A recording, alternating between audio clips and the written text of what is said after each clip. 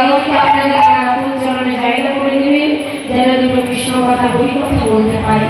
লীলা পরিবেশনের আমি ভুল করতে হবে, নিজের নিজের সন্তান মনে করে আমাকে ক্ষমা করবেন। এখনকার আলোচ্য বিষয় শ্রীমতী রাধারানীর কালহন্তরিতা মান। রাধা গোবিন্দ লীলা শ্রীমতী রাধারানীর কালহন্তরিতা মান।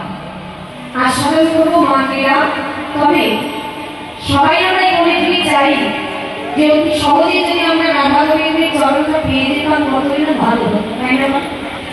কিন্তু এই কলিযুগে আমরা চাইলেও আমরা কিন্তু রাধা গোবিন্দের চরণ পাবো না। কেন? কারণ রাধা গোবিন্দের চরণ পেতে দিলে আমি বৃন্দাবনে গিয়ে আমাদের কোনো লাভ হবে না।